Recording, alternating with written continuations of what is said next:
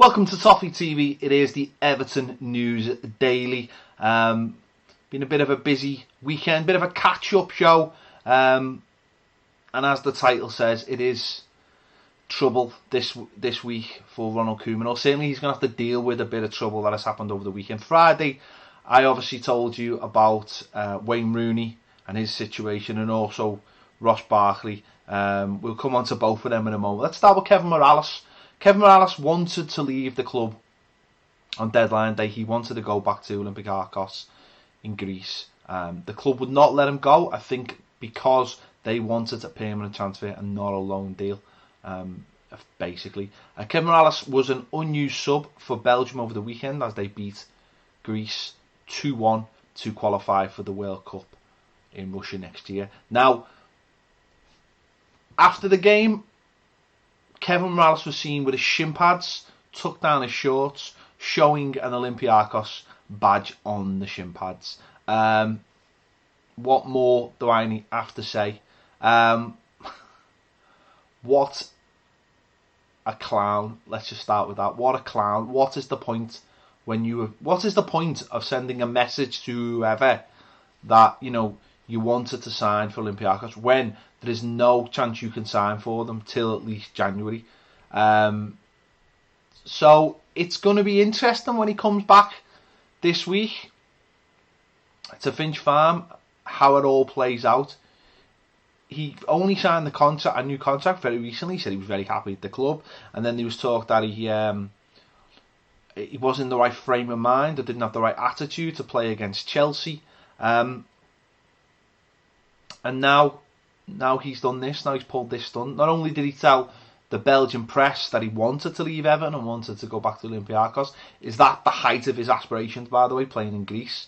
Does that say everything we need to know about Kevin Mirallas? But then he displays the badge of the club on his shin pads. It'll be interesting. It's one of many problems Ronald Koeman's going to have to deal with this week. I don't know. I don't know what you do with the player. I don't know whether that just knocks him down the pecking order already, whether he was already down the pecking order, or I just don't know where that leaves Kevin Mirallas. That's up for Ronald Koeman to decide this week. Whether he'll even speak to the player or just get on. But he'll probably speak to him anyway because of what happened before the international window, and with Kevin Mirallas seemingly trying to create his own deal. And also the attitude of it. I mean, I'm surprised that Kevin Mirallas didn't have some part in the Chelsea game just by what we had available that day and how the squad had been so stretched, and he'd not been involved in the previous two games, Man City and Hajduk Split. So that's one for the manager to deal with when he comes back. Ross Barkley is another one Ronald Koeman may or may not have to deal with. Maybe Ronald Koeman won't need to deal with this. It has come out, obviously, on Thursday night. We were told by Farhad Mashiri on Sky and by various news outlets that Ross Barkley had pulled out of a medical when he was at Chelsea.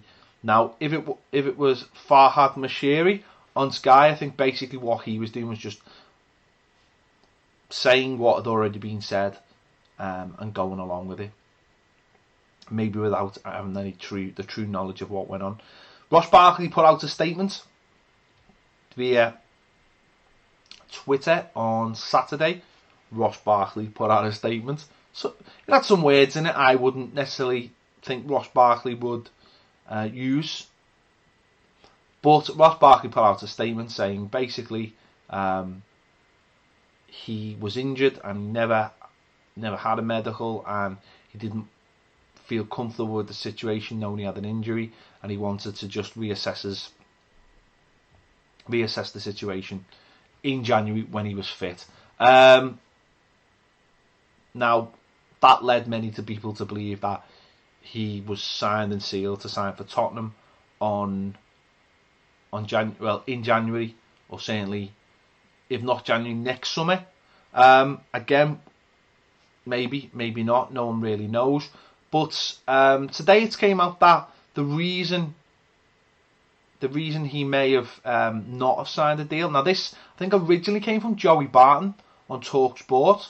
Now he might have some inside knowledge because he's a footballer and agents talk and all that kind of thing. But he speculated, or he said he knew the reason, or was because while Ross Barkley was trying to look at this deal, saying, you know, I don't know whether he was at Chelsea's training ground or not, but he was trying to get hold of Conte to talk to him about the situation and couldn't get hold of Conte to get more clarification on his role if he signed for Chelsea. And because he couldn't get hold of Conte, he decided, well, if I can't get hold of him, I don't know what's going to happen if I sign, and therefore, am I really wanted if I can't get hold of the manager? And that's the reason why. Now, if that's the reason, that's actually a very plausible reason. That's actually quite a good reason not to sign for a football club. If you can't speak to the person that is going to be dealing with you on a day-to-day basis and get an idea of where he's going to play you and how it's going to be a fresh start, then I fully understand why Ross Barkley didn't sign. But he didn't. He's back with Everton, and now, as I said, I don't know whether he'll have to face Ronald Koeman. I really don't. Ronald Koeman, I don't know how much communication Ronald Koeman's had with him, or, you know, this summer anyway. So he's not playing. He's not fit. He won't be fit for some time. So maybe Ronald Koeman doesn't have to deal with him at all, and may never have to deal with him at Everton Football Club. So I'm sure he'll be pulled up about that in his press conference before the Spurs game. I'm sure he'll be pulled up about a hell of a lot before, and it'll be one of the most interesting press conferences for a long time. Last but very much not least, Wayne Rooney. Now, obviously, I mentioned on Friday about the fact that he'd been arrested. Now it's since escalated. I mean, it's bad enough that he got arrested. Listen, drink driving, horrendous. It's an horrendous thing to do. It's not only just stupid, it's reckless. People die every day from drink driving, and it's just, I don't care who does it. It's not a funny thing. I know a lot of people have been putting out there that, you know, the Firmino headlines when he did it, and how different it is that Wayne Rooney. Well, number one, Wayne Rooney's a much bigger story than not only Firmino but anyone at Liverpool Football Club and Liverpool Football Club. Let's just get that right. But it's what's gone on afterwards, and it's not good. It's not good for the club. It's dragged the name of the club through the mud with the whole thing.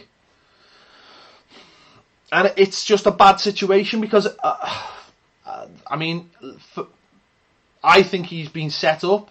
I mean, listen, no one forced him to drink and no one forced him to drive. But I think the whole thing has just been a setup. It's been a sting to get him by that horrendous newspaper. But unfortunately, he's fell for it. And a lad who's 31 years of age and has got the experience of football, he shouldn't be falling for stuff like that. It's something that, it's funny that they probably would never have done when he was at Man United, but because he's at Everton and they know they don't have to deal with Everton Football Club, they've been happy to do. But he's been an idiot. Now, I've heard people going, what you do now, just sack him and all this. Well, no, let's get in the real world. Darren Gibson drove his car under the influence into a cyclist and a petrol station, and we give him a new contract. So we ain't getting rid of Wayne Rooney, and Wayne Rooney will be punished. He'll be fined 2 weeks' wages, the maximum, and that will be probably over £300,000. If I was the club, I would use that money and donate it to a charity, maybe a charity linked to drink driving. I would do that, and I'd make Wayne apologise. Because it's utterly reckless what he's done. But that's what I would do to try and claim back some PR if I was the football club. We'll wait and see what happens. But he's going to have a meeting with Koeman there's a lot of talk about final warnings and all this thing. Listen, Wayne Rooney came back to the club, and yes, Everton made a big investment bringing him back, but Everton have gained so much out of it so far. But they need to get it back on track and make sure this doesn't happen again. I'm well aware of that, because of all those shirts that have been sold, a lot of them have gone on the backs of young kids as well, and he needs to set an example and be a role model for those kids, whether he likes to or not. I mean, he's got to be a role model for his own kids, and I suppose that's the other part of the whole situation, because of the other thing that is attached to the whole thing. This is the biggest worry for me now, is that if his life is going to suddenly just being turned around massively, and it could have. I know it's not a major thing, but it is a major thing at the end of the day. It's football. His whole life could be turned upside down, and that could affect him massively on and off the football field. And that's another thing. He's gone from being 1 minute this hero gone back to his club to this situation we find ourselves in now, with more to come. Maybe this mightn't be the end of it. Who knows? This could be part one of a bigger thing. Let's hope it's not, but it could be, because that's how these things work. They're not just one hit, 2 hits, 3 hits, and that's another problem the club are going to have to face in the days and coming weeks. So a lot for Ronald Koeman to deal with this week, and let's see how he deals. I'm sure he'll deal with it very professionally. That's the kind of man he is.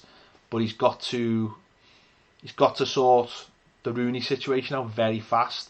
The club have to sort it out very fast, because there'll be nowhere to hide this week. Over the weekend, they've been able to, there's no games, so they've been able to go under the radar with the whole thing. And obviously, they had the Bradley Lowry game at Goodison, which went really well.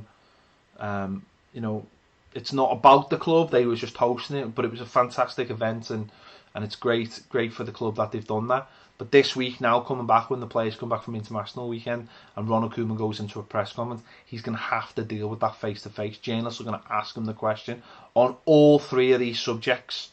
All 3 of them, he's going to have to face questions on this week. It would be remiss of any journalist not to ask him the question, and he will be asked the question, all 3.